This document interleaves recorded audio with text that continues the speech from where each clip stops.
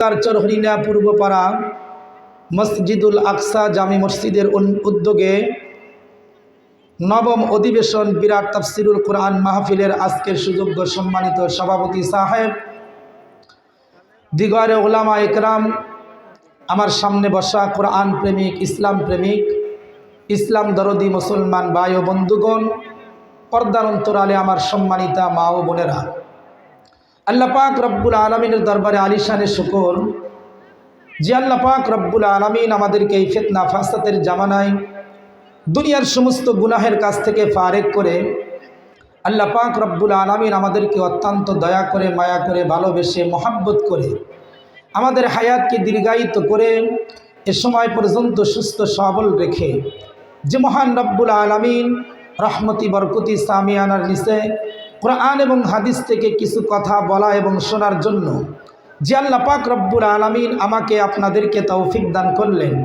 সে মহান রব্বুল আলমিনের প্রতি আমরা সকলে দিল থেকে, অন্তরের অন্তরস্থল থেকে ঈমানের আওয়াজকে উঁচু করে সমস্বরে আল্লাহ পাক রব্বুল আলমিনের শুকরিয়া আদায় করি। সকলে বলি আলহামদুলিল্লাহ। শতকরু দরুদ ও সালাম সেই মহাবিশ্ব মানবতার কান্ডারি, মুক্তির দূত, রহমাতুল্লিল আলামিন, সাইয়্যিদুল কাওনাইন, শাফিউল মুজনিবিন, ইমামুল মুরসালিন, খাতামান নবিয়্যিন জনাবে মুহাম্মদুর রাসূলুল্লাহ, সকলে পড়ি সাল্লাল্লাহু আলাইহি ওয়াসাল্লাম। সম্মানিত উপস্থিতি, আমি আপনাদের সামনে পবিত্র কুরআনুল কারীম থেকে একটা আয়াতে কারিমা তেলাওয়াত করেছি। আল্লাহ রসুলের অসংখ্য হাদিস থেকে একটা হাদিস আপনাদের সামনে পাঠ করেছি। আল্লাহ পাক রব্বুল আলামিন যদি তৌফিক দান করেন, অল্প কিছু সময় তেলাওয়াতকৃত আয়াত এবং পঠিত হাদিসকে সামনে রেখে অত্যন্ত গুরুত্বপূর্ণ কয়েকটি কথা আলোচনা করব। আল্লাহ পাক রব্বুল আলামিন যেন আমাদের সবাইকে কথাগুলি বুঝার এবং আমল করার তৌফিক দান করেন। সকলে বলি আমিন। সম্মানিত উপস্থিতি, আলোচনার শুরুতেই আমি আপনাদেরকে একটা প্রশ্ন করতে চাই। আমরা এখানে যারা উপস্থিত রয়েছি, আমাদের ভিতরে এমন কোনো আল্লাহর বান্দা কি এখানে উপস্থিত রয়েছে যে নিজের বুকে হাত দিয়া বলতে পারবে যে হুজুর, এ পর্যন্ত আমার যতটুকুন হায়াত হয়েছে এ পর্যন্ত আমি একটা গুনাও করি নাই, তথা আমার আমল নামায় কোনো গুনাহ নাই? আছে কি এমন কোনো ব্যক্তি? এখানে যদি না থাকে তাহলে তো মনে হয় পুরা নার্সি ইউনিয়নের ভিতরে থাকার কথা, নাকি বলেন? না, একজনও নাই। সারিয়াকান্দি থানার ভিতরে নাই। আমার জীবনের গুনাহ নাই এরকম কথা বলার সাহস পৃথিবীর বুকে কারো নাই। কথা বলেন ঠিক কিনা? কিন্তু কিছুদিন পূর্বে আমরা সোশ্যাল মিডিয়ায় একটা বক্তব্য দেখলাম। টাঙ্গাইল জেলার সাবেক একজন মন্ত্রী, উনি একজন মাহফিলে, একটা মাহফিলে বসে উনি বলতেছেন যে হুজুররা যখন দোয়া করে তখন আমি আমিন বলি না। নাউজুবিল্লাহ জোরে বলেন। উনি আবার প্রমাণ পেশ করতেছে যে কেন বলি না জানেন? কারণ আল্লাহ তো শিখাইছে যে যদি কোনো ব্যক্তি গুনাহ করে তাহলে গুনাহ মাফের জন্য আল্লাহর কাছে মাপ চাওয়া। কিন্তু আমার জীবনের কোনো গুনাহ নাই। নাউজুবিল্লাহ জোরে বলেন। অথচ ওর মুখের ভিতরে দাঁড়িয়ে নেই, অথচ কি বলে যে আমার জীবনের কোনো গুনাহ নাই। মনে রাখবেন, এই পৃথিবীর ভিতরে সবচাইতে কপাল পরা ওই ব্যক্তি যে ব্যক্তি গুনাহ করার পরে গুনাহকে গুনাহ মনে করে না। কথা বলেন ঠিক কিনা? তাহলে আমরা যারা এখানে উপস্থিত রয়েছি, আমাদের কথা বাদ দিলাম, পুরা বাংলাদেশে এমন কোনো আল্লাহর বান্দা পাওয়া যাবে না যে ব্যক্তি এ কথা বলার সাহস পাবে যে হুজুর আমার জীবনের কোনো গুনাহ নাই। কথা বলেন ঠিক কিনা? কম বেশি গুনাহ সকলেরই আছে, কিন্তু একটি জামাত, একটি গোষ্ঠী, একটা কওম আল্লাহ পাক রব্বুল আলামিন দুনিয়ার থেকে অতিবাহিত হয়ে গেছে, যাদেরকে আল্লাহ তাআলা দুনিয়াতে নবী এবং রাসূল হিসাবে প্রেরণ করেছিলেন, তাদের আমল নামায় কোনো গুনাহ ছিল না। কথা বলেন ঠিক কিনা? তাহলে গুনাহমুক্ত হলেন নবী এবং রাসূলগণ। নবী এবং রাসূলগণ ছাড়া পৃথিবীর যত মানুষ এসেছিল, আছে, আগামীতে আসবে, প্রত্যেকের আমল নামায় কম বেশি গুনাহ আছেই আছে। কথা বলেন ঠিক কিনা? সবচাইতে বড় কথা হলো আমরা গুনাহ যে যত বেশি করব, আল্লাহর পক্ষ থেকে এই গুনাহের আযাব তত বেশি আসতে থাকবে। কথা বলেন ঠিক কিনা? গুনাহটা যদি আপনি ব্যক্তিগতভাবে করেন তাহলে আযাবটা ব্যক্তিগত হয়। গুনাহটা যদি পারিবারিক হয়, আল্লাহর পক্ষ থেকে আযাব আর গজবটা পারিবারিকভাবে আসে। গুনাহটা যদি সামাজিক হয় তাহলে আল্লাহর পক্ষ থেকে আযাবটা সামাজিকভাবেই হয়, আর গুনাহ যদি আন্তর্জাতিকভাবে হয় তাহলে আল্লাহ পাক রব্বুল আলামিনের পক্ষ থেকে করোনা ভাইরাসের মতো আরও অনেক ভাইরাস আল্লাহ তাআলা আন্তর্জাতিকভাবে নাজিল করে দেন। কথা বলেন ঠিক কিনা? এজন্য এই পৃথিবীতে আমরা যারা বসবাস করতেছি আমরা প্রত্যেকে কোনো না কোনো বিপদের ভিতরে আছি। কথা বলেন ঠিক কিনা? হয়তো কারো ছেলের চাকরি হচ্ছে না, এটা একটা বিপদ। অনেকের মেয়ের বিবাহ হচ্ছে না, অনেকের সন্তান কথা মানে না, মানে কোনো না কোনো দিক থেকে আমি আর আপনি একটা টেনশন এবং একটা বিপদের ভিতরে আছি। কথা বলেন ঠিক কিনা? এটা আল্লাহ পাকের পক্ষ থেকে আপনার আমার জন্য একটা গজব। বলে এটা কেন? এটা গুনাহের কামাই। আল্লাহ পাক রব্বুল আলামিন পবিত্র কুরআনুল কারীমের ভিতরে বলেন ওয়ায়াফু আন কাসীর, মানুষ যত বেশি গুনাহ করবে তত বেশি আযাব আর গজব আসমান থেকে জমিনবাসীদের উপরে নাজিল হবে। কথা বলেন ঠিক কিনা? এখন প্রশ্ন করতে পারেন হুজুর, তাহলে এই যে আযাব আর গজব আমাদের কাছে আসতেছে আল্লাহর পক্ষ থেকে, এটার থেকে বাঁচার কি কোনো পদ্ধতি বা পথ আছে? আমি বলবো হ্যাঁ, অবশ্যই আছে। যদি আল্লাহ পাক রব্বুল আলামিনের আযাব আর গজব থেকে আমি আর আপনি বাঁচতে চাই তাহলে আপনাকে আমাকে গুনাহমুক্ত জীবন গড়তে হবে। কথা বলেন ঠিক কিনা? সম্মানিত উপস্থিতি, আসমান থেকে বৃষ্টির মতো তাসবির দানার মতো একের পর এক আপদ বিপদ আসতেইছে। এখন প্রশ্ন করতে পারেন হুজুর তাহলে বাঁচবো কেমনে? এটা বোঝার জন্য আপনাদেরকে কুরআনুল কারীম থেকে একটা ওয়াকিয়া শোনাই। পয়গম্বর হযরতে মূসা আলাইহিস সালাম, তার জামানায় উনি সবচাইতে বড় জ্ঞানী ছিলেন। সুবহানাল্লাহ জোরে বলেন। আল্লাহ পাক রব্বুল আলামিন যখন যেই নবীকে যেখানে প্রেরণ করেছেন সেই যুগে সেই নবীর চাইতে বড় জ্ঞানী পৃথিবীতে কেউ ছিল না। সুবহানাল্লাহ জোরে বলেন। তো মূসা আলাইহিস সালামের যুগে সবচাইতে বড় জ্ঞানী কে হবে? মূসা আলাইহিস সালাম। কিন্তু আমাদের আপনাদের সমাজের ভিতরে দেখবেন কিছু কিছু মানুষ আছে মুনাফিক মার্কা, যে দেখবেন শত্রুর সাথেও মেশে আবার শত্রুর অপরপক্ষের সাথেও মেশে, মানে এক দলের কথা আর এক দলে নিয়ে উল্টাপাল্টা বলে দুই দলের ভিতরে দ্বন্দ্ব লাগায়া মাঝখান থেকে মুস্কি মুস্কি হাসে। আছে না নাই? পয়গম্বর মূসা আলাইহিস সালামের জামানায় এরকম কিছু মুনাফিক মার্কা লোক ছিল যারা পয়গম্বর মূসার দরবারে বসতো। আবার ওই যুগেই একজন বড় জ্ঞানবান ব্যক্তি, তার মাথার ভিতরে অনেক বুদ্ধি ছিল, বুদ্ধিজীবী যাকে বলে, ওর দরবারেও যাতায়াত করত। একদিন হঠাৎ করে এই লোকটা পয়গম্বর মূসা আলাইহিস সালামের দরবার থেকে ওই লোকের দরবারে চলে গেলেন, যার নাম ছিল আরাস্তাতা আলিস।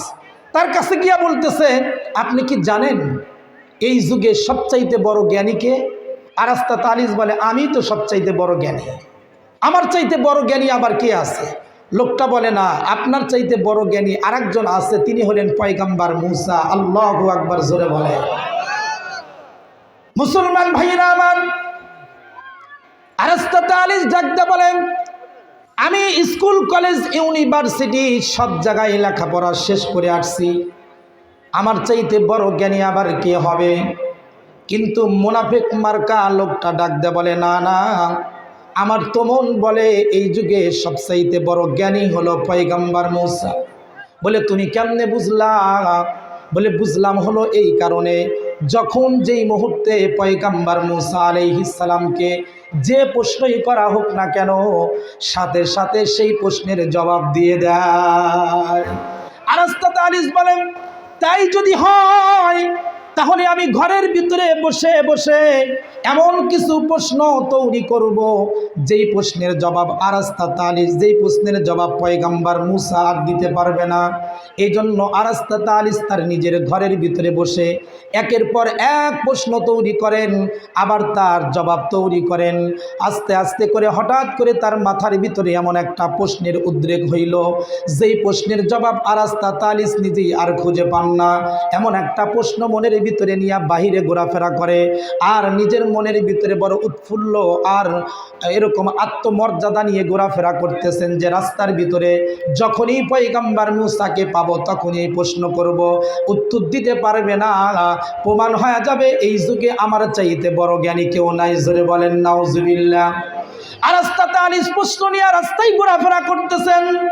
হঠাৎ করে একদিন পয়গম্বর মূসা আলাইহিস সালামের সাথে সাক্ষাৎ। পয়গম্বর মূসাকে ডাক দেয়া বলে, আংতা মূসা, তুমি কি মূসা? বলে হ্যাঁ। বলে তোমার সম্পর্কে অনেক খ্যাতি, অনেক প্রশংসা আমি শুনেছি। তোমাকে একটা প্রশ্ন করতে চাই, একটা সওয়াল করতে চাই, কোশ্চেন করতে চাই। পয়গম্বর মূসা বলে, কি প্রশ্ন করবা বলো। আরাস্তা তালিস বলে, মূসা মনে করো পুরা পৃথিবীর জমিনের ভিতরে তুমি একা বসবাস করতেছো, তুমি ছাড়া দ্বিতীয় কোনো ব্যক্তি পৃথিবীর জমিনে নাই, আর আসমান থেকে বৃষ্টির মতো তীর দুনিয়ার জমিনে নিক্ষেপ হইতেছে, কিন্তু তোমাকেই টার্গেট করে তীরগুলো মারা হইতেছে। এখন বলো তো দেখি, এই আসমানের মতো কামান থেকে, বৃষ্টির মতো তীর থেকে তুমি নিজেকে কেমনে সেভ করবা, কেমনে বাঁচাইবা, কেমনে হেফাজত করবা? পয়গম্বর মূসা আলাইহিস সালাম মুস্কি হাসি দিয়া বলে, ও আরাস্তা তালিস, তুমি যেই প্রশ্ন আমাকে করেছো এর জবাব তো একদম সোজা। চিল্লায়া বলেন সুবহানাল্লাহ। আরাস্তা তালিসের মাথা হেট হয়ে গেছে। আরে বলে কি, আমি তো এত চিন্তা ফিকির করে প্রশ্নের জবাব পাইলাম না, আর পয়গম্বর মূসা বলে এই প্রশ্নের জবাব নাকি একদম সোজা। বলে মূসা রে, তাহলে বলে দাও দেখি তোমার প্রশ্নের জবাব কি? পয়গম্বর মূসা আলাইহিস সালাম বলেন, আমি তোমার প্রশ্নের জবাব দিতে পারি, তবে তার আগে আমি তোমাকে একটা প্রশ্ন করতে চাই। এ দুনিয়ার যারা জাগতিক শিক্ষা অর্জন করেছে, স্কুল কলেজ ইউনিভার্সিটিতে পড়ে ডাক্তার, ডক্টর, ইঞ্জিনিয়ার, প্রফেসর হয়েছে, এরা নিজেদেরকে সবচাইতে বড় শিক্ষকতা মনে করে। কথা বলেন ঠিক কিনা? মনে করে আমরাই সবচাইতে বড় জ্ঞানী, আমাদের চাইতে বড় জ্ঞানী আর কে আছে? অথচ আল্লাহর রসুল নিজে বলেন যে এই পৃথিবীর জাগতিক শিক্ষার জ্ঞান যেখান থেকে শেষ হবে, সেখান থেকে কোরআনের এলেম অর্জনকারী আলেমের জ্ঞান শুরু হবে। সুবহানাল্লাহ জোরে বলেন। আর পয়গম্বর মূসা আলাইহিস সালাম তো বড় আলেম, তার চাইতে বড় আলেম ওই সময় পৃথিবীতে কেউ ছিল না। তার সাথে কি আরাস্তা তালিস পারে? কথা বলেন। একটা গল্প আপনাদেরকে শোনাই। একদিন এক মাদ্রাসার ছাত্র রাস্তা দিয়ে যাইতেছে, আর এক কলেজের ছাত্র আসতেছে। কলেজের ছাত্র মাদ্রাসার ছাত্রকে দেখে মনে মনে ভাবতেছে, এই মোল্লারা আবার কি শিখে, একটু পরীক্ষা করে দেখি তো এদের মাথার ভিতরে কোনো বুদ্ধি আছে নাকি। কারণ এরা মাদ্রাসায় পড়ে, আমাদের ধারণা হলো যারা মাদ্রাসায় লেখাপড়া করে এরা আলেম হয়ে মানুষের বাড়ি বাড়িতে দাওয়াত খায়, মরা মানুষের দোয়া করে, আর এগুলো মিলাদ মাহফিল, এছাড়া আর কি। কথা বলেন ঠিক কিনা? অনেকের মনের ভিতরে দান্দা, কিন্তু ইতিহাস প্রমাণ করে দেখায়া দিয়েছে এই পৃথিবীতে সম্মানী রিজিক আর সম্মানী জীবন যদি কেউ যাপন করে থাকে, তাহলে একমাত্র উলামা ইকরামই করে। কথা বলেন ঠিক কিনা? তো মাদ্রাসার ছাত্র আসতেছে, কলেজের ছাত্র এবার প্রশ্ন করে ঠেকানোর জন্য। দেখবেন আমাদের দেশের অনেক মুসল্লি আছে, ইমামদেরকে প্রশ্ন করে হয় ঠেকাবার জন্য, না হলে ঠকাবার জন্য। কথা বলেন ঠিক কিনা? অযথা, কোনো জানার দরকার নাই, এমনিতেই হুজুরকে প্রশ্ন করতেছে, দেখি হুজুর পারে কিনা। হয়তো কোনো মোবাইলে দেখছে, না হলে টেলিভিশনে শুনছে, ওই প্রশ্নের জবাব আরেকজন আলেমের কাছ থেকে জানার পরে এখন নিজের ইমামকে পরীক্ষা করতেছে। কথা বলেন ঠিক কিনা? এরকম উল্টাপাল্টা মুসল্লি বুঝি আপনাদের চর হরিণাই নাই নাকি? বলেন আছে? আল্লাহু আকবার। আল্লাহ এদেরকে হেদায়েত দান করুক, জোরে বলেন আমিন। তো কলেজের ছাত্র মনে করতেছে মাদ্রাসার ছাত্র, এর মাথার ভিতরে আর কি আছে, দেখি একটু প্রশ্ন করি। এবার কলেজের ছাত্র বলে, এই বলো তো দেখি আকাশে কতগুলো তারা আছে? আচ্ছা বলেন তো দেখি, পৃথিবীর কোনো মানুষ জন্মের পর থেকে মৃত্যু পর্যন্ত আকাশের তারকা গণনা করে শেষ করতে পারবে? কলেজের ছাত্র বলে, বলো তো দেখি আকাশে কতগুলো তারা আছে? কাকে প্রশ্ন করতেছে? মাদ্রাসার ছাত্রকে। আচ্ছা বলেন তো দেখি, মাদ্রাসার ছাত্র, তাদের মাথার ভিতরে কি বুদ্ধি নাই? মাদ্রাসার ছাত্র বলে, আমি তোমার এই প্রশ্নের জবাব দিতে পারি, তবে তোমাকে একটা প্রশ্ন করতে চাই। বলে কি প্রশ্ন? বলে আমরা যেখানে দাঁড়ায় আছি রাস্তার ভিতরে, এই রাস্তার পাশে একটা পুকুর দেখা যায়, তোমাকে বলতে হবে এই পুকুরের ভিতরে কতগুলো মাছ আছে। এই কলেজের ছাত্র বলে, আরে বোকা, আমি কি পুকুরের পানির ভিতরে ডুব দিয়ে দেখছি নাকি কতগুলো মাছ আছে? মাদ্রাসার ছাত্র বলে, আরে বেটা, তুমি জমিনে বসবাস করে জমিনের খবর বলতে পারো না, আমি আকাশের খবর কেমনে বলবো? কথা বলেন ঠিক কিনা?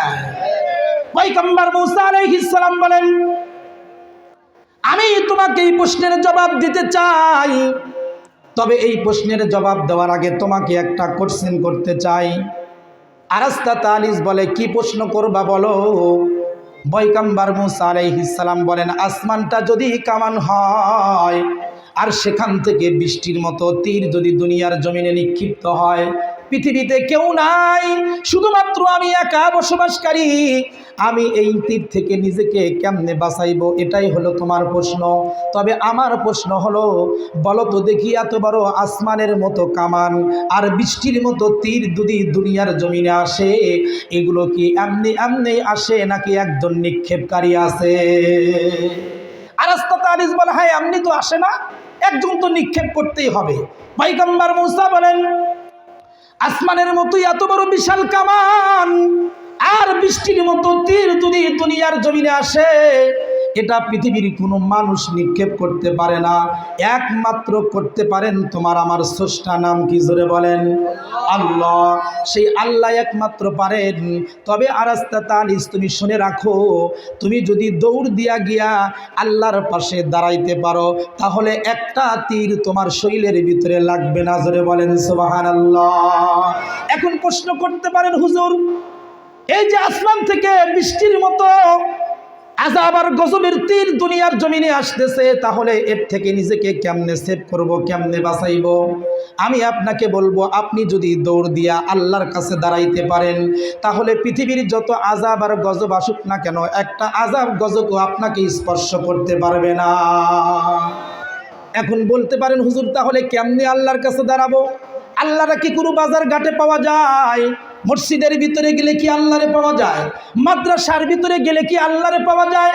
আমি বলবো দোস্ত, না না। কোনো ব্যক্তি যদি পৃথিবীর জমিনে দুইটা কাজ করে, তাহলে ওই ব্যক্তি সদা সর্বদা যেখানেই থাকুক না কেন 24টা ঘন্টা প্রত্যেকটা মুহূর্তে আল্লাহর হেফাজতেই থাকে। জোরে বলেন সুবহানাল্লাহ। প্রশ্ন করতে পারেন, হুজুর সেই দুইটা কাজ কি কি একটু বলে দেন, তাহলে আজ থেকে দুইটা কাজ করব, আল্লাহর পাশেই থাকব, কোনো আযাব আর গজব আমাদেরকে স্পর্শ করতে পারবে না। এই দুইটা কাজ একদম সোজা। আল্লাহর পয়গম্বর বলেন, কোন মুসলমান যদি দুইটা কাজ করতে পারে, আল্লাহ পাক রব্বুল আলামিনের হেফাজতের নিরাপত্তার গণ্ডির ভিতরে সে চলে যায়। 1 নাম্বার হলো নেকির কাজ করা, 2 নাম্বার হলো সকল গুনাহের কাজ ছেড়ে দেওয়া। সুবহানাল্লাহ বলেন। বলতে পারেন, হুজুর কোনটা আগে করব, নেকির কাজ আগে করব নাকি গুনার কাজ আগে ছাড়ব? এটা বলা বোঝার জন্য আমি আপনাদেরকে একটা মিসাল দেই। এই যে আপনাদের এলাকার পাশে একটা নদী আছে, বাঙালি নদী আছে না নাই?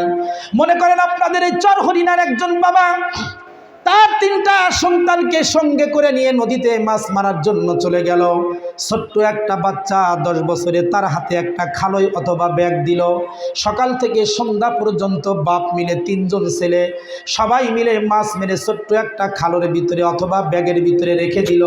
ঘটনাক্রমে খালের নিচে এত বড় একটা ফুটা ছিল। এখন বলেন তো দেখি, সকাল থেকে সন্ধ্যা পর্যন্ত মাছ মেরে যেই খালের ভিতরে রাখছে, সন্ধ্যার পরে কি ওই খালের ভিতরে মাছ পাওয়া যাবে? কেন পাওয়া যাবে না? কারণ খালের ভিতরে ফুটা আগে বন্ধ করতে হবে, তারপরে অর্জিত মাছগুলো তার ভিতরে রাখতে হবে। কথা বলেন ঠিক কিনা? মুসলমান ভাইরা আমার কথাগুলি খুব ভালো করে বুঝবেন।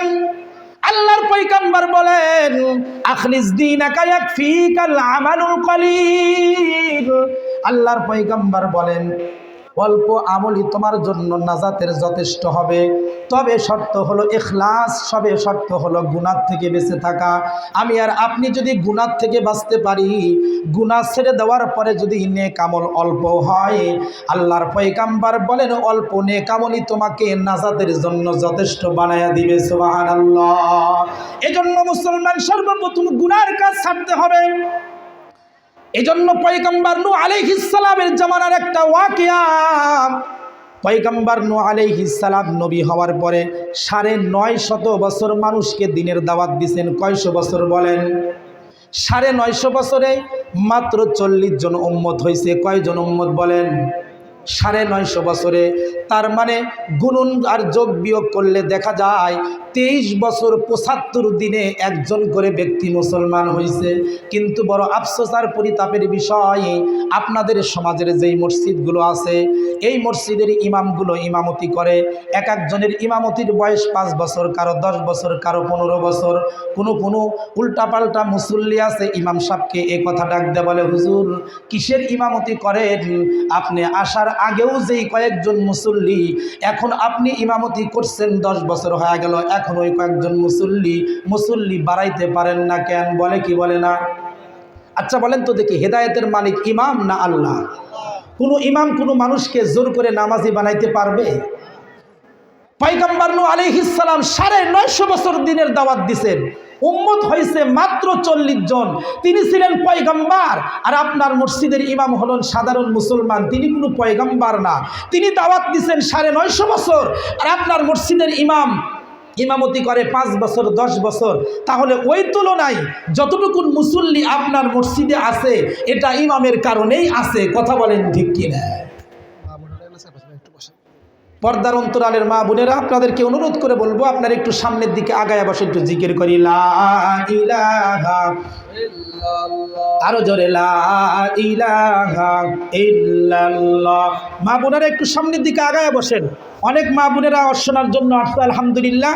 আপনাদেরও কিছু বয়ান করব ইনশাআল্লাহ শেষের দিকে, আল্লাহ তাআলা যদি তৌফিক দান করেন। অনুরোধ করব আপনারা সামনের দিকে একটু আগায় বসেন, অন্য মা বোনদেরকে বসার জন্য সুযোগ করে দেন। লা ইলাহা ইল্লাল্লাহ, লা ইলাহা ইল্লাল্লাহ, লা ইলাহা ইল্লাল্লাহু মুহাম্মাদুর রাসূলুল্লাহ সাল্লাল্লাহু আলাইহি ওয়াসাল্লাম। পয়গম্বর নূহ আলাইহিস সালাম 950 বছর দিনের দাওয়াত দিয়েছেন। উম্মতকে বলে, উম্মত রে বলো লা ইলাহা ইল্লাল্লাহ। 950 বছরে 40 জন উম্মত হয়েছেন, কালেমা পড়ে মুসলমান হয়েছেন। পয়গম্বর নূহ আলাইহিস সালাম বুঝতে পারছেন আর কোনো মানুষ কালেমা পড়বে না।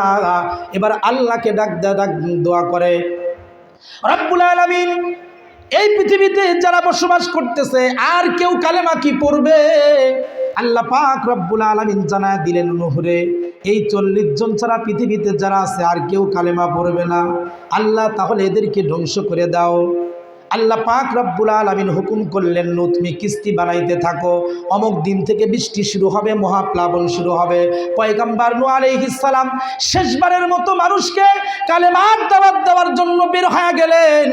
যাইতে যাইতে একটি পাহাড়ি এলাকার ভিতরে ছোট্ট একটা ঝুপড়ি ঘর, যেই ঘরের ভিতরে অনেক বয়স্ক একটা মহিলা বসবাস করে। বয়সের বারে মাজাটা হেলে গেছে। এমন একজন মহিলাকে ডাক দেয়া বলে, মা গো, তুমি যদি কালেমা পড়ো লা ইলাহা ইল্লাল্লাহ, তাহলে তুমি মুসলমান হয়ে যাইবা, তোমার পিছনের সব গুনাহ আল্লাহ মাফ করে দিবে। সুবহানাল্লাহ জোরে বলেন। আর তোমার জন্য একটা সুসংবাদ হলো, অমুক দিন থেকে মহাপ্লাবন শুরু হবে, পৃথিবীর সমস্ত কাফের বদ্দিনরা মারা যাবে, তো ওই সময় তোমাকে আমি আমার কিস্তির উপরে উঠাইব। মহিলা বলে, ঠিক আছে, পড়ে নিলাম লা ইলাহা ইল্লাল্লাহ।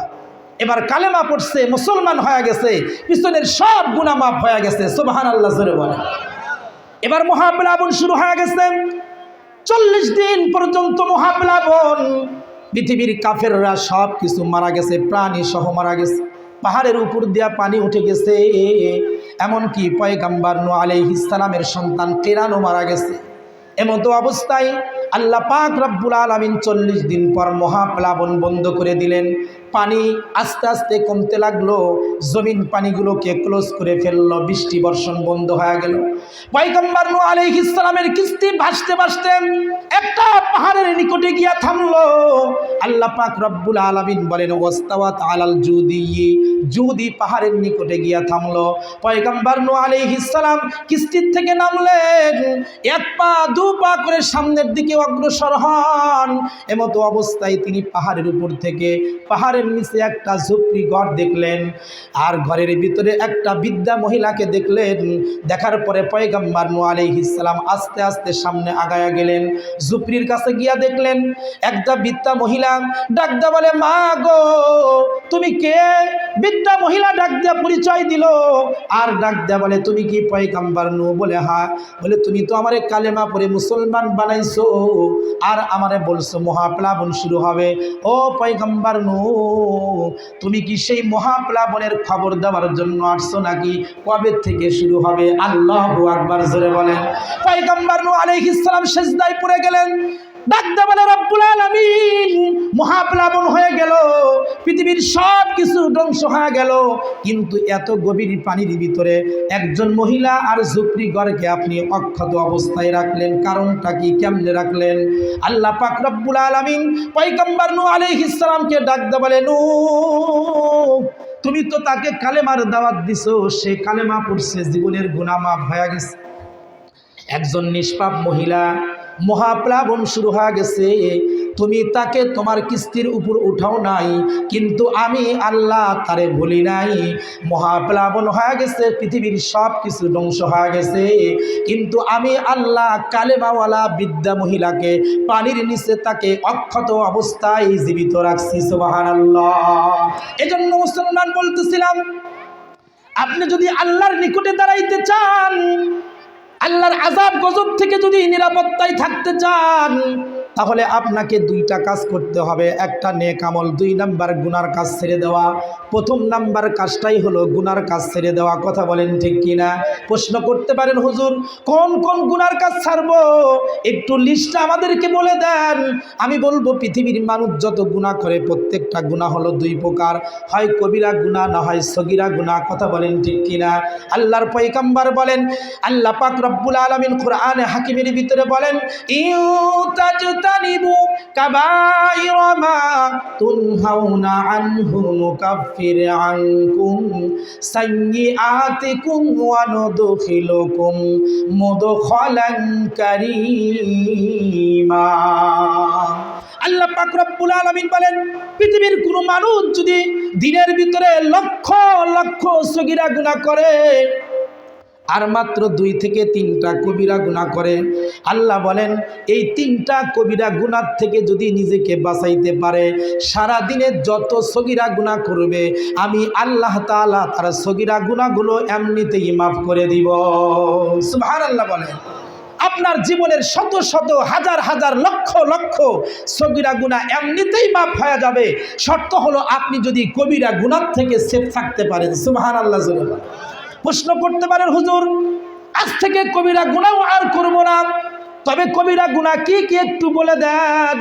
আমি সবগুলো কবিরা গুনাহের কথা আপনাদের সামনে বলতে পারবো না, তবে আল্লাহর পয়গম্বর হাদিস শরীফের ভিতরে 3টা কবিরা গুনাহের কথা বলছেন। আল্লাহর পয়গম্বর এক সময় মসজিদের দেওয়ালের সাথে হেলান দিয়েছিলেন, সাহাবীরা সামনে বসা ছিল। হঠাৎ করে দেওয়ালের থেকে ট্যাগটা ছেড়ে দিয়ে আল্লাহর পয়গম্বর বসে গেলেন।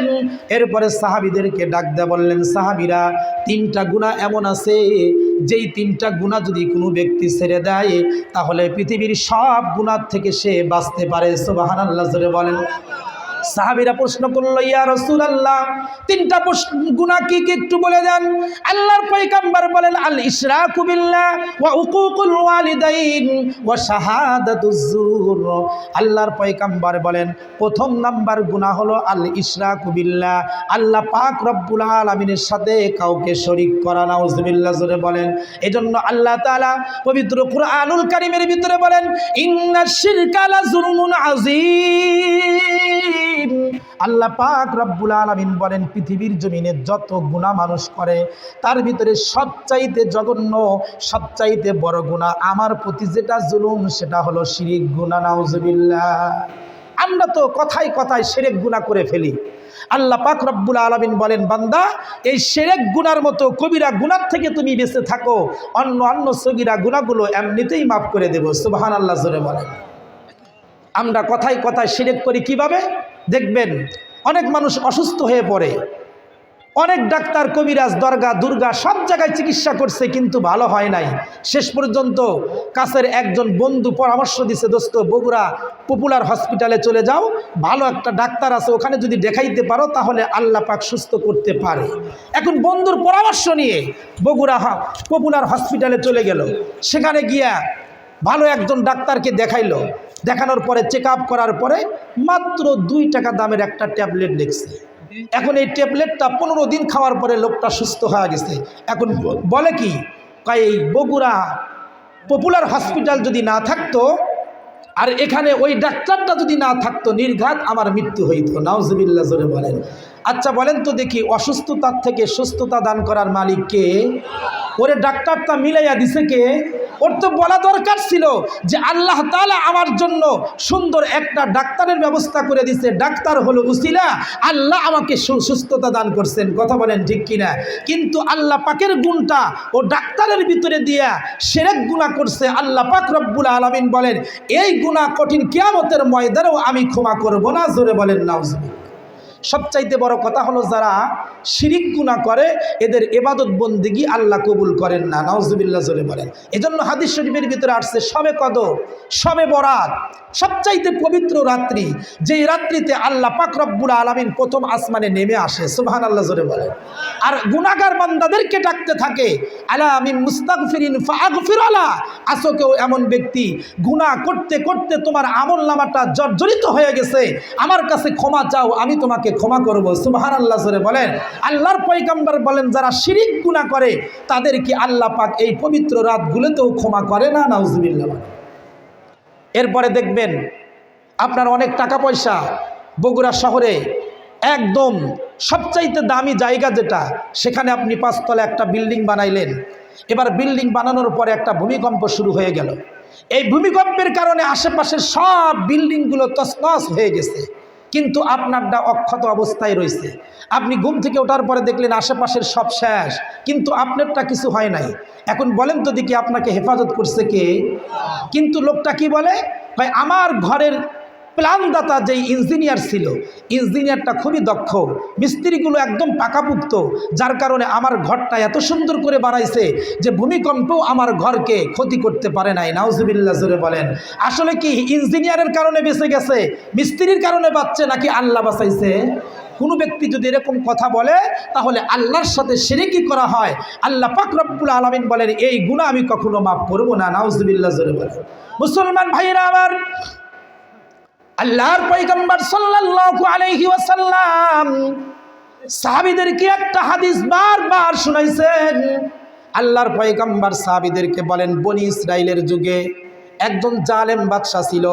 যেই জালেম বাদশার কাজ ছিল ওই দেশের প্রত্যেকটা 3 মাথা আর 4 মাথার মোড়ে একটা একটা করে মূর্তি বানায়া রাখতো। কথা বলেন ঠিক কিনা?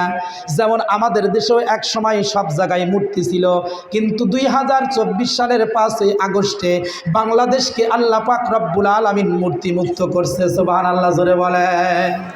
এরকম একজন জালেম বাদশা ছিল যে প্রত্যেকটা 3 মাথা 4 মাথার মোড়ে এক একটা করে মূর্তি বানায় রাখতো, আর মূর্তির 2 পাশে 2টা জল্লাদ দাঁড় করায় রাখতো। ওই রাস্তা দিয়ে যে ব্যক্তি যাইতো তাকেই বলতো, তুমি মূর্তির নামে কিছু দান করে যাও, যদি কিছু দান না করো তাহলে কমাস কম মূর্তির নাকের উপরে কিছু মাছি বসা আছে, একটা মাছি তুমি টোকা দিয়া মেরে যাও, তাহলে তোমাকে নিরাপদে যাইতে দেব, আর যদি এতটুকুও না করতে পারো তাহলে তোমাকে কতল করে দিব। এমতো অবস্থায় ওই রাস্তা দিয়ে একজন কালেমাওয়ালার আগমন। আল্লাহর বান্দা মাথার ভিতরে পাগড়ি, হাতের ভিতরে তসবি, আল্লাহর নামের জিকির করতে করতে আসতেছে। জল্লাদ 2টা ডাকদা বলে, থেমে যাও, এই রাস্তা দিয়ে যদি নিরাপদে যাইতে চাও তাহলে এই যে মূর্তি দেখতেছো, মূর্তির নামে কিছু দান করে যাও। নাউজুবিল্লাহ জোরে বলেন। আচ্ছা বলেন তো দেখি, কোনো মাজারে, কোনো বাজারে কোনো মূর্তির নামে দান করা কি জায়েজ আছে? জোরে বলেন, জায়েজ আছে? আপনাদের এলাকায় কোনো মানুষ কি মাজারে পূজা করে? মাজারে কি যায়? টাকা পয়সা দেয়? মহাস্থানে যান না আপনারা? মনে রাখবেন, শয়তান 6000 বছর ইবাদত করছে, এরপরে আল্লাহ পাক রব্বুল আলামিনের একটা হুকুম না মানার কারণে সমস্ত ইবাদত বন্দেগী নষ্ট হয়ে সে শয়তান হয়েছে। নাউজুবিল্লাহ জোরে বলেন। শয়তান যখন আল্লাহর কাছ থেকে বিতাড়িত হলো, তখন শয়তান আল্লাহকে ডাক দিয়ে বলে, আল্লাহ আমাকে তো আপনি শয়তান বানাইলেন, তবে আপনার কাছে 3টা জিনিস আমি চাই। কয়টা জিনিস চাই বলেন? তার ভিতরে একটার কথা আমি আপনাদেরকে বলবো। শয়তান বলে, আমার কিছু সন্তানের দরকার, কারণ আমি একা তো দুনিয়ার মানুষকে ধোঁকা দিতে পারবো না, আমার কিছু দলবল থাকা দরকার। কথা বলেন ঠিক কিনা? শয়তান বলে, আমার বাচ্চার দরকার, আমি যেন প্রত্যেকটা মুহূর্তে বাচ্চা পয়দা করতে পারি। আল্লাহ পাক রব্বুল আলামিন বলে, ঠিক আছে যা, তোরে আমি দিয়ে দিলাম। আচ্ছা বলেন তো দেখি, শয়তান হওয়ার পরেও বাচ্চা চাইছে কার কাছে? আল্লাহর কাছে। আর আমাদের পৃথিবীর কিছু মানুষ আছে এমন বোকার বোকা যে নিজের জন্য সন্তান চায় মরা বাবার কাছে। কথা বলেন ঠিক কিনা? এ তো শয়তানের চাইতেও খারাপ, কথা বলেন ঠিক কিনা? কারণ শয়তান বাচ্চা চাইছে আল্লাহর কাছে, আর তুমি শয়তানের চাইতেও ডবল খারাপ, কারণ তুমি আল্লাহর কাছে বাচ্চা না চাইয়া তুমি যাও মহাস্থানে গিয়ে, কথা বলেন ঠিক কিনা? মনে রাখবেন, যারা মাজার পূজারী, মাজারে গিয়া দান করে, মাজারে গিয়া খিচুড়ি দেয়, ছাগল জব করে খাওয়ায়, এদের যেই গুনাহটা হলো কুফরি গুনাহ, আল্লাহ তাআলা এই গুনাহ কখনো মাফ করবেন না তওবা না করলে, কথা বলেন ঠিক কিনা? আল্লাহর বান্দা কালেমাওয়ালা ডাক দিয়ে বলেন, আমি তো মূর্তির নামে দান করতে পারি না, আমার কাছে দান করার মতো কোনো টাকা পয়সা নাই। জল্লাদ ডাক দিয়ে বলে, যদি কোনো কিছু দান করতে নাই পারো, তাহলে এই যে মূর্তির নাকের উপরে কিছু মাছি বসা আছে, একটা মাছি তুমি টোকা দিয়া মেরে যাও, তাহলে তোমাকে নিরাপদে ছেড়ে দিব, আর যদি না মারো কতল করে দেব। আল্লাহর বান্দা কালেমাওয়ালা চিন্তা করলেন, একটা মাছি মারলে আর কি হবে, টোকা দিয়া মাছিটা মারলেন, নিরাপদে চলে গেলেন। পরের দিন আর একজন কালেমাওয়ালার আগমন, তার সাথে একই কাহিনী ঘটে গেল।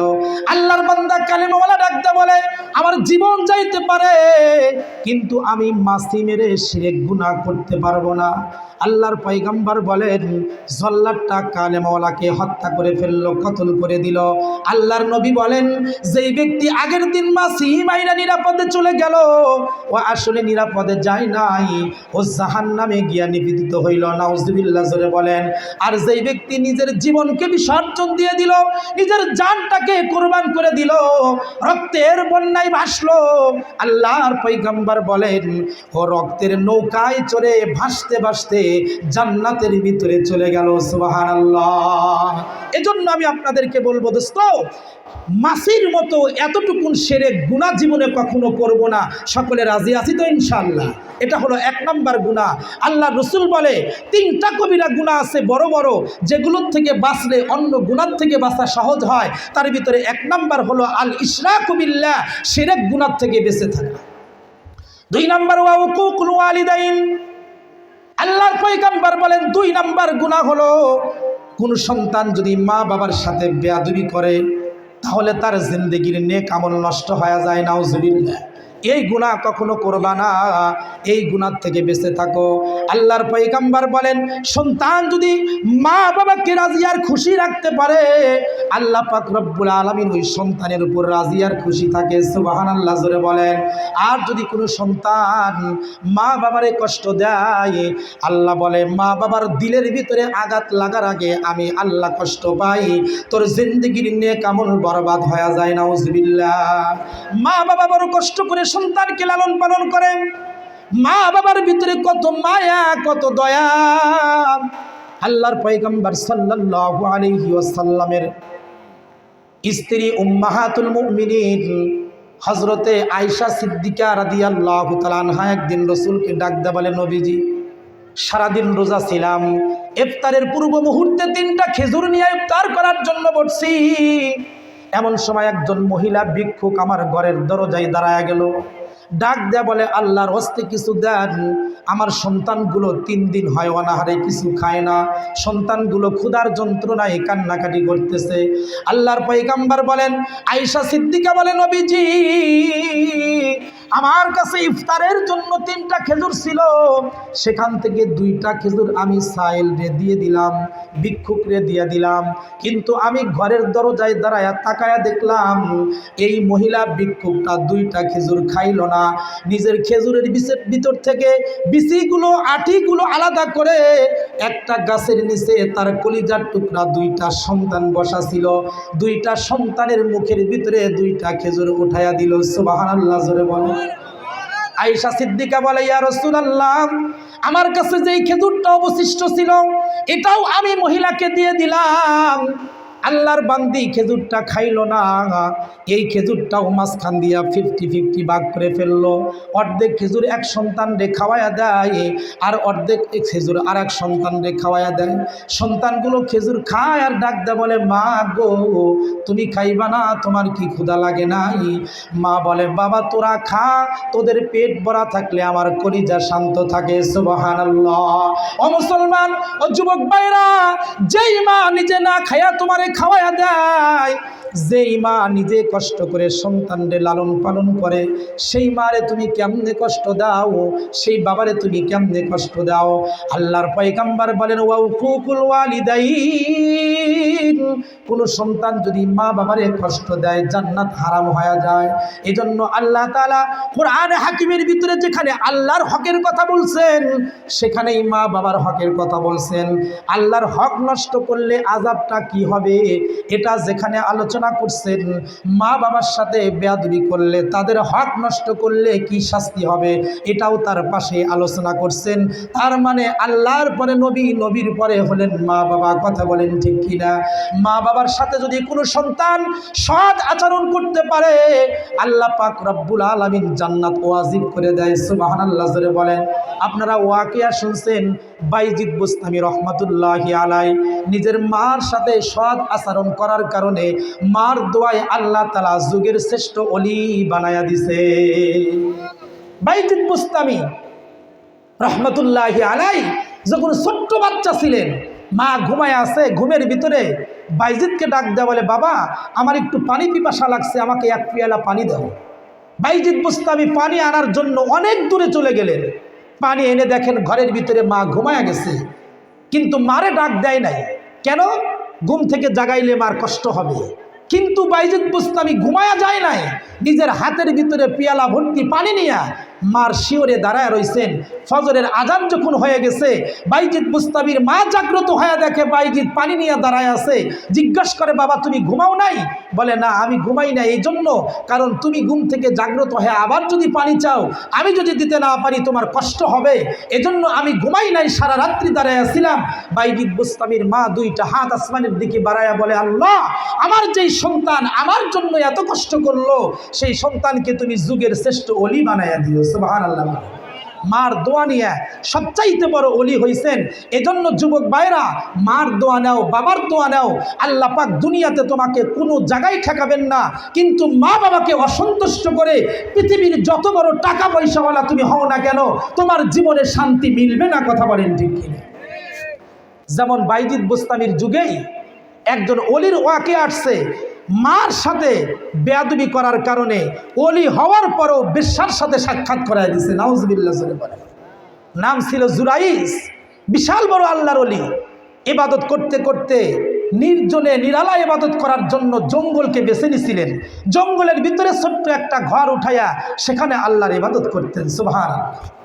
জুরাইস একদিন রাতের গভীরে আল্লাহু আকবার বলে নামাজের নিয়ত করলেন। এমন সময় মা জঙ্গলের ভিতরে গিয়া ঘরের দরজায় আওয়াজ করল আর ডাক দে বলে, জুরাইস রে তোমার মা আসছে তোমার সাথে একটু কথা বলার জন্য, আমার সাথে কথা বলো।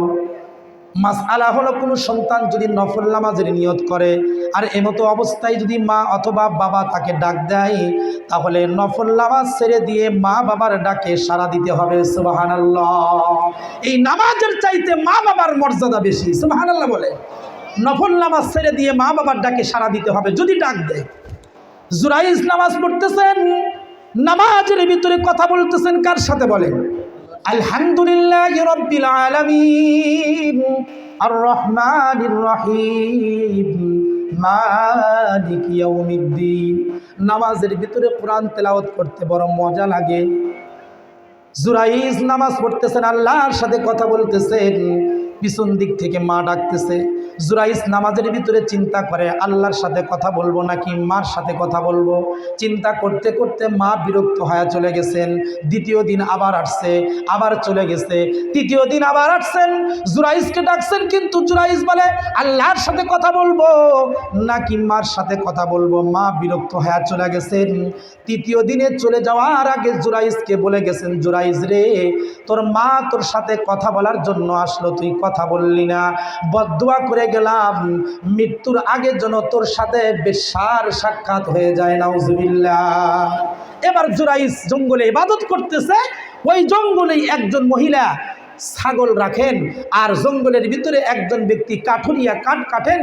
সুযোগ পেয়ে এই কাঠুরিয়া ওই ছাগলের রাখাল মহিলার সাথে জেনা করে ফেললো। নাউজুবিল্লাহ বলে। জেনা করার পরে মহিলার পেটে হারামজাদা বাচ্চা আসছে। এবার পেটটা যখন একটু উঁচু উঁচু হয়েছে, এলাকার মানুষ ডাকতে বলে, এই নাপাক মহিলা, বিবাহ হয় নাই, তোমার পেটে বাচ্চা আসলো থেকে? মহিলা বলে, ওই যে জঙ্গলে জুরাইজ নামে একজন আল্লাহর ওলি ইবাদত করে, সে আমার সাথে জেনা করছে। নাউজুবিল্লাহ জোরে বলে। আসলে কি জুরাইজ জেনা করছে না কাঠুরিয়া করছে? এলাকার মানুষের কাছে যখন এই খবর চলে গেল, এবার বাদশার কান পর্যন্ত খবর চলে গেল। বাদশা শেষ পর্যন্ত পুলিশ পাঠাইয়া দিয়া জুরাইজের ঘরকে আগুন দিয়া পুড়াইয়া দিলেন। আর জুরাইজকে গ্রেফতার করে বাদশার দরবারে নিয়ে গেলেন। বাদশাকে এবং জেনাকারী মহিলাকে কাঠগড়ায় দাঁড় করায় দিলেন। জুরাইজ রহমতুল্লাহি আলাইকে ডাক দেয়া বলে, তুমি এই মহিলার সাথে কি জেনা করছো? জুরাইজ বলে, না না, আমি জেনা করি নাই। কিন্তু মহিলা বলে, উনি আমার সাথে জেনা করছে। এবার জুরাইজকে ডাক দেয়া বলে, বাদশা তোমার সাক্ষী কে? বলে, আমার কোনো সাক্ষী নাই, তবে এই মহিলার পেটে যেই বাচ্চা আছে, বাচ্চাটা যখন ভূমিষ্ঠ হবে, জন্মগ্রহণ করার পরে বাচ্চাটাকে আমার কাছে নিয়ে আসবেন, আমি তার মাথার উপরে হাত দেব, আল্লাহর ওয়াস্তে বাচ্চা সাক্ষী দিয়ে বলবে ওর বাবাকে। সুবহানাল্লাহ জোরে বলে। আস্তে আস্তে করে দিন শেষ হয়ে যায়, বাচ্চা ভূমিষ্ঠ হয়ে গেল। এবার বাচ্চাকে কাঠগড়ায় মা সহ উপস্থিত করা হলো। জুরাইজ রহমতুল্লাহি আলাই সন্তানের মাথায় হাত দিয়া বললেন, তুমি আল্লাহর ওয়াস্তে বলো তোমার বাবাকে। সন্তান তখন ছোট্ট বাচ্চা, তেনার ভিতরে দুধ পানকারী বাচ্চাকে কথা বলাইতে পারেন কে? আল্লাহ। আল্লাহর হুকুমে সে কথা বলে, চিৎকার দিয়ে বলে, আমার বাবা জুরাইজ নয়, জঙ্গলের ভিতরে অমুক কাঠুরিয়া। জোরে বলেন সুবহানাল্লাহ। জুরাইজ খালাস পেয়ে গেল। বাদশার পক্ষ থেকে যেই ঘরকে পুড়াইয়া দেওয়া হয়েছিল, সেই ঘরকে নতুন করে আবার নির্মাণ করে দেওয়া হলো। কিন্তু এই যে মাঝখান থেকে বেশ্যার সাথে সাক্ষাৎ হলো, কিসের কারণে? মার বদদোয়ার কারণে। বুঝতে পারছেন কথা? এই জন্য যুবক ভাই, মার সাথে বেয়াদবি করবা না, বাবার সাথে বেয়াদবি করবা না। যদি এই আচরণ করো, মার বদদোয়া মুখ দিয়া বলতে হবে না। যদি মনে মনে একটু কষ্ট পায়, যদি কোনো কিছু বলে ফেলে, আল্লাহ ডাইরেক্ট কবুল করে নিবে। কথা বলেন ঠিক কিনা? সম্মানিত উপস্থিতি, একটু জিকির করি, লা ইলাহা ইল্লাল্লাহ, লা ইলাহা ইল্লাল্লাহ। মা বোনদেরকে বলবো, মা বোনেরা আপনাদের সামনে অনেক জায়গা পড়ে রয়েছে, পিছনে মা বোনদের কষ্ট হইতেছে, তারা জায়গা পাইতেছে না। মেহেরবানি করে আপনারা একটু সামনের দিকে আগায় আসেন, জিকিরে জিকির একটু তালে তালে সামনে আগায় আসেন। লা ইলাহা ইল্লাল্লাহ, জোরে লা ইলাহা ইল্লাল্লাহ, লা ইলাহা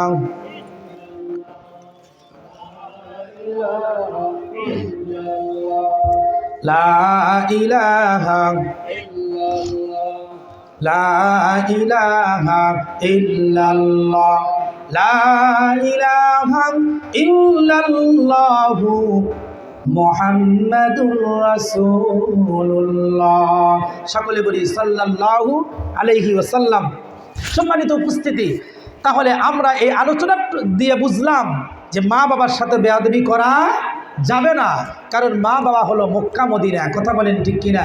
হাদিস শরীফের ভিতরে আল্লাহ রাসূল বলেন, কোনো সন্তান যদি মা বাবার চেহারার দিকে মুহাব্বতের দৃষ্টিতে তাকায়, সাথে সাথে কবুল হজের সব আমলনামায় লিখে দেয়। সুবহানাল্লাহ।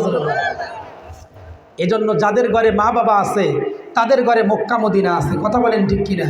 আপনি 10 লক্ষ টাকা খরচ করে মক্কা মদিনায় গিয়ে হজ করলেন, আপনার হজটা কবুল হবে কি হবে না গ্যারান্টি নাই। কথা বলেন ঠিক কিনা? কিন্তু মা বাবার চেহারার দিকে রহমতের দৃষ্টিতে, দয়ার দৃষ্টিতে তাকাবেন, সাথে সাথে কবুল হজের সওয়াব। সুবহানাল্লাহ। এজন্য মা বোনদেরকে বলবো, মা, আপনি যদি আপনার সন্তানের কাছ থেকে ভালো ব্যবহার চান, তাহলে আপনাকেও আল্লাহর ওলি হতে হবে। কথা বলেন ঠিক কিনা? আপনি যদি স্টার জলসার জি বাংলা মার্কা হন, আর আপনি যদি বাইজিদ বোস্তামিয়ার আব্দুল কাদের জিলানীর মতো সন্তান হন, তাহলে ডাব গাছে গাব ধরা যেরকম অসম্ভব, আপনার গর্ভ থেকে সন্তান ওলি হওয়া ওরকম অসম্ভব। কথা বলেন ঠিক কিনা? এজন্য আপনাদেরকে বলবো, স্টার জলসা, জি বাংলা টেলিভিশন ছেড়ে দেন, স্ক্রিন টাচ মোবাইল ছেড়ে দেন। ইনশাল্লাহ আশা করা যায় আপনার গর্ভের থেকে আব্দুল কাদের জিলানী এ যুগেও জন্ম হতে পারে। কথা বলেন ঠিক কিনা? কিন্তু বড় আফসোস আর পরিতাপের বিষয়, আমাদের মা বোনদের অবস্থা হলো এরকম, পেটে যখন বাচ্চা আসছে, ঘরের ভিতরে বসে থাকতে ভালো লাগে না। ও চিন্তা করে যে আর কিছুদিন পর পেটটা ভারী হয়ে যাবে, ঘুরতে পারবো না, যাই এলাকার ভিতরে একটু পাক দিয়ে আসে, সারা গ্রাম ঘুরে বেড়ায়। কথা বলেন ঠিক কিনা? অথচ এই সময় আপনার পর্দা সবচাইতে বেশি জরুরি, কারণ আপনার পেটে যে বাচ্চা আছে এটা যেন সমাজের কেউ না জানে। কথা বলেন ঠিক কিনা? এই জন্য যেই মা নিজের গর্ভে সন্তান ধারণ করে এলাকা ঘুরে বেড়ায়, ওর পেট থেকে যেই সন্তান হয় ও পুরা থানা ঘুরে বেড়ায়। কথা বলেন ঠিক কিনা? এই জন্য মা, তুমি যদি সোজা হয়ে যাও তোমার সন্তান সোজা হবে, আর তুমি যদি বাঁকা হও তোমার সন্তান কঠিন কালেও সোজা হবে না, সে ডিপজল আর এরকমভাবে দিলদার মার্কা হবে। কথা বলেন ঠিক কিনা? মুসলমান ভাইরা আমার কথাগুলি খুব ভালো করে বুঝবেন।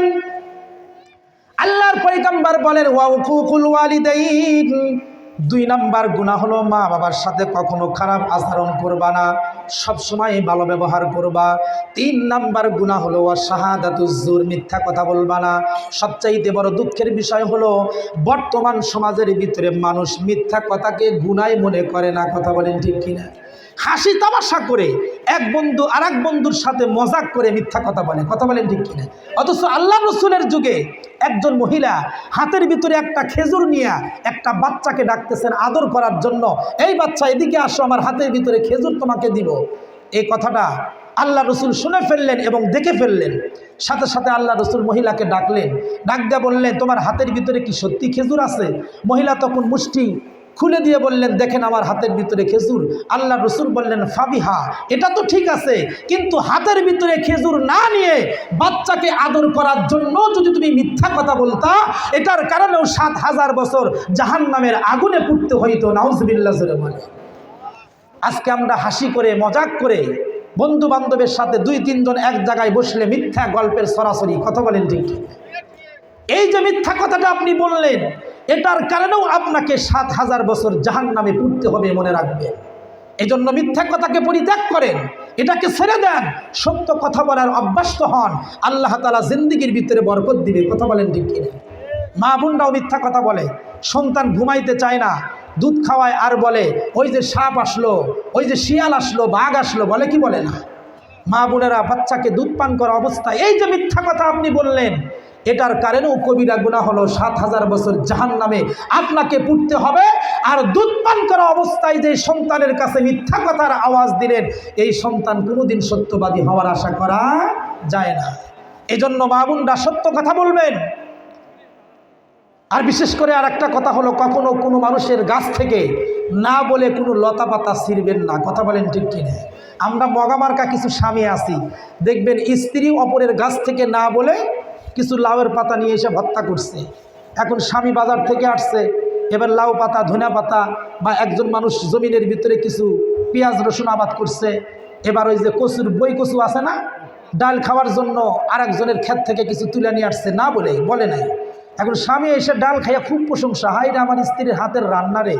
কিন্তু ও যে এটা কিনে নাই বাজার থেকে, না কেনা অবস্থায় ওই বাড়িতে এই খাবার কোত্থেকে আসলো এ খবর নেয় না। কথা বলেন ঠিক কি না? মনে রাখবেন, যেই স্বামী স্বামীকে না বলে অথবা কোনো মানুষের কাছ থেকে না বলে কোনো লতা পাতা নিয়ে এসে ভর্তা করে দিল, ভাজি করে দিল, এটা আপনি স্বামী খুব মজা করে খাইলেন, মনে রাখবেন এটাই আপনাকে জাহান্নামে নিয়ে যাবে। কথা বলেন ঠিক কি না? মা বোনেরা এ কাজ কখনো করবেন না। কাউকে না বলে কখনো কোনো মানুষের গাছ থেকে লতা পাতা ছিঁড়বেন না। কিতাবের ভিতরে ওয়াকে আসছে, একজন আল্লাহর ওলির স্ত্রী একটা ঘরের ভিতরে বসবাস করত, আর এক বাড়ির একটা আপেল গাছ অথবা পেয়ারা গাছ, একটা ডাল তার বাড়ির ভিতরে আসছে। এবার স্ত্রী পেটে বাচ্চা, পেয়ারা দেখে খুব খাইতে মনে চাইছে, গাছ থেকে একটা পেয়ারা ছিঁড়ছেন অথবা আপেল ছিঁড়ছেন, ছেলার পরে এটা খাইছেন। এবার বাচ্চা যখন জন্ম হয়েছে, ও যখন একটু হাঁটা শুরু করছে বা বোঝা শুরু করছে, তখন ওই গাছ থেকে একটা ফল চুরি করে খাইছে। এটা আবার বাচ্চার বাবা দেখে ফেলছে। এবার বাচ্চার বাবা বাচ্চাকে বকা দেয় নাই, মাকে গিয়া ধরছে, তুমি এই সন্তান পেটে ধারণ করা অবস্থায় ওই গাছের ফল কি তুমি চুরি করে খাইছিলে বা না করে বলে খাইছিলে? স্ত্রী বলে, হ্যাঁ, আমার পেটে যখন বাচ্চা ছিল তখন ওই গাছের একটা ফল আমি ছিঁড়ে খাইছিলাম, গাছওয়ালাকে বলি নাই। বাবা তখন ডাক দিয়ে বলে, এজন্যই তোমার পেট থেকে যে সন্তান হয়েছে ও ওই গাছ থেকে একটা ফল চুরি করে খাইছে, বলে নাই। কথা বলেন ঠিক কিনা? এজন্য মা, আপনি যদি পর্দাশীল হন আপনার সন্তান পর্দাশীল হবে, আপনি যদি নামাজি হন আপনার সন্তান নামাজি হবে, আপনি যদি দিনদার হন আপনার সন্তান দিনদার হবে, আর আপনি যদি বদকার হন আপনার সন্তানও বদকার হবে। কথা বলেন ঠিক কিনা? বলতেছিলাম, আল্লাহর পয়গম্বর বলেন, জিন্দেগিতে কোনোদিন মিথ্যা কথা বলবা না, কারণ আল কিসবু উম্মুল খতিয়া। আল্লাহ রসুল বলেন মিথ্যা কথা হলো সকল গুনাহের মা। নাউজুবিল্লাহ বলেন। যে ব্যক্তি মিথ্যা কথা বলে সে সব গুনাহ করতে পারে, আর যে মিথ্যা কথা বলে না সে সব গুনাহ থেকে বিরত থাকতে পারে। সুবহানাল্লাহ জোরে বলেন। আপনি দোকানদার, দোকানে দোকানদারি করতেছেন, একটা জিনিস 5 টাকা দিয়ে কিনা আছে, আপনি বলতেছেন খোদার কসম খেয়ে বলি এটা 10 টাকা কিনা পড়ছে। নাউজুবিল্লাহ বলেন। আপনি 5 টাকা বেশি লাভ করার জন্য এই যে মিথ্যা কথাটা বললেন, এটার কারণে 7000 বছর যে জাহান্নামের আগুনে পুড়তে হবে, এই হিসাব কি কখনো করছেন? আল্লাহ তাআলা আমাদেরকে হেদায়েত দান করুক, বুঝার তৌফিক দান করে, বলেন আমিন।